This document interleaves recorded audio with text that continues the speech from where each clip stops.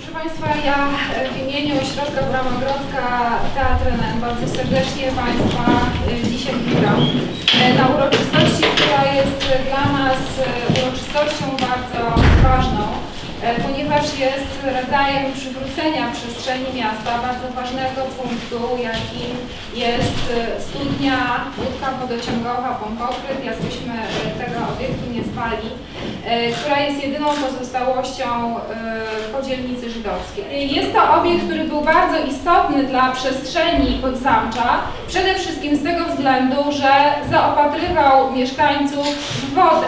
A patrząc na fotografie przedwojenne, których jest stosunkowo niewiele, ale również fotografie wykonywane w okresie II wojny światowej, kiedy studzienka funkcjonowała w obszarze getta, ten obiekt był tak naprawdę bardzo ważnym punktem w przestrzeni miasta, bo nie tylko zaopatrywał wodę, ale tam również można było w kolejce wymienić informacje, dowiedzieć się o tym, co się na bieżąco w mieście dzieje. Mam nadzieję, że ta rewitalizacja, którą w tym momencie kończymy, przyczyni się do tego, że ten obiekt będzie obiektem widocznym, że również stanie się częścią szlaku związanego z dziedzictwem lubelskich Żydów, ponieważ, tak jak już mówiłam wcześniej, jest jedyną pozostałością po nieistniejącej dzielnicy żydowskiej, która znajdowała się na Podzamczu. Państwo wszyscy się ze mną zgodzą i Państwo może znają to powiedzenie, że się oddaje nauczycielowi źle albo niewłaściwie, jak się zawsze zostaje uczniem. I w ten sposób powstał ten nasz projekt w naszym rodzinnym gronie, studni. Bo to już było dosyć specjalne, jak 19-letni chłopak żyjący w dalekiej Szwajcarii miał tę potrzebę, tę szczerą i prawdziwą potrzebę, się takim projektem, do takiego projektu zabrać, się w takim projekcie angażować i w ten tak intensywny sposób, tym bardziej, że nie wiem, to ojciec Filip lepiej jeszcze pamięta, 3 lata temu był inny projekt, mianowicie w Hospicjum Małego Księcia, w którym Rafael był też angażowany. Cudowna współpraca, pięknie nam wypadł, ale to nie wystarczało.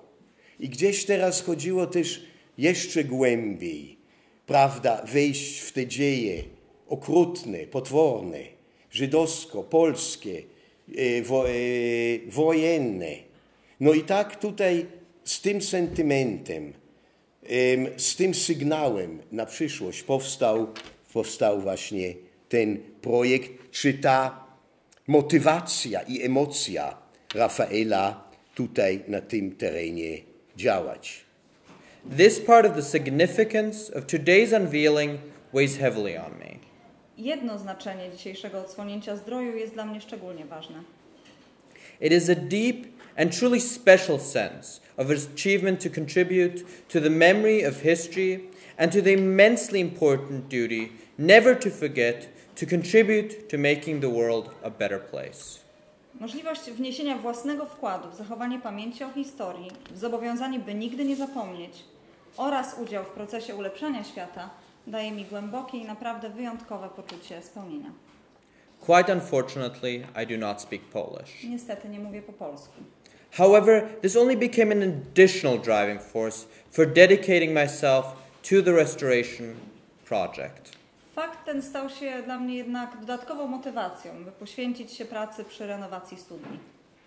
Doing good, something which may be called the Esperanto of the heart, does not require any particular language skills. Ponadto czynienie dobra, które można nazwać swego rodzaju Esperanto serca, nie wymaga żadnych szczególnych zdolności językowych. This is our common denominator. And on this level, I feel so close to you all. To dobro jest czymś, co nas łączy i to na poziomie czynienia dobra jesteście mi wszyscy tak bliscy.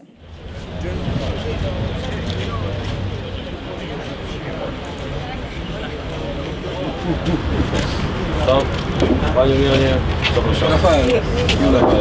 Jak mamy zrobić? To jest złote, nie? Pociągnie się od dołu.